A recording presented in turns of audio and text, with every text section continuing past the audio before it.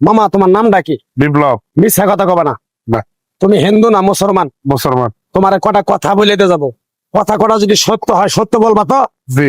একবার কও বিসমিল্লাহ। বিসমিল্লাহ। আরেকবার কও সুবহানাল্লাহ। সুবহানাল্লাহ। রাগ করলা? না। এই নামগুলো নিলে ভালো না ক্ষতি? ভালো। তোমার চারটে কথা বলে দিয়ে যাবো, কথা চারটে যদি সত্য হয় সত্যই বলবা, মিথ্যার আশ্রয় নিবা, আল্লাহর কাছে ঠেকা থাকবা। কি কইছি কথাটা বুঝতে পারছো? জি। মুখ পাকাও। তুমি এমন একটা ব্যক্তি যে কয় আইলো তার পিছেই যাও, গেলে পরে তোমার ক্ষতি হয়, লাভ হয় না। কথাটা ঠিক না বেঠিক? ঠিক।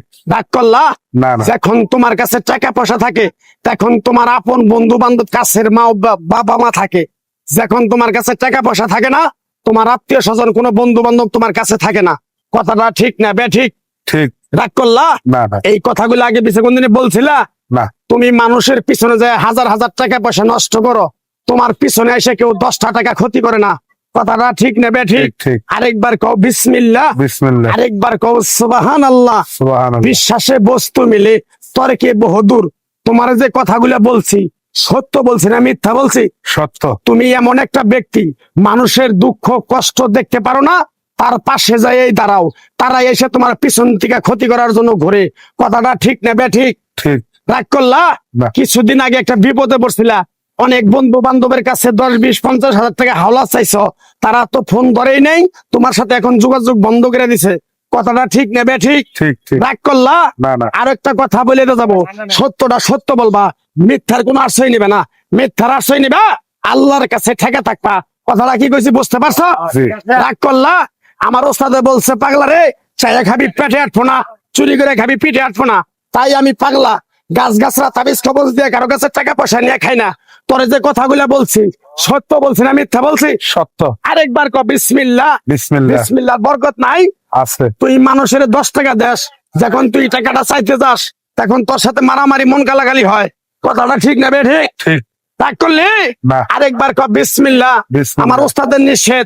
এই পাগলা, তুই আমার সাথে 28 বছর ইন্ডিয়ায় থাকলি, তুই বাংলাদেশে চলে যাবি, তোরে এক টুকরা গাছ দিয়ে যাই, এই গাছটা 10টা জায়গায় বিলিয়ে দিবি, তোর জনের উপকার হলে তোর জন্য আমার জন্য দোয়া করব। তাই আমি আমার ওস্তাদের কথা মান্য করিয়া, তোর কপাল নসিব ভালো, তোরে আমি এক টুকরা গাছ দিয়ে যাবো, গাছটা নিতে পারবি?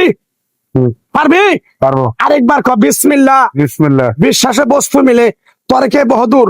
আমার ওস্তাদে বলছে, এই পাগলা, তোর মুখের কথা যদি কেউ বিশ্বাস না করে তার সাথে তুই কথা বলবি না। তাই আমি আমার ওস্তাদের কথা মান্য করে এই তাবিজ গাছ গাছরা দিয়া কারো কাছে টাকা পয়সা নিয়ে খাই না। তোর কাছ থেকে সামান্য কিছু টাকা নিয়ে আমি একসঙ্গে হোটেলে খামু, দিতে পারবি? পারবো। পারবি? পারবো। হাইট লাগবো না, তোর মনটা খুবই বড়। কেউ 50 টাকা চাইলে তারা 5,000 টাকা দিয়ে দেস। কথাটা কি কইছি বুঝতে পারছ?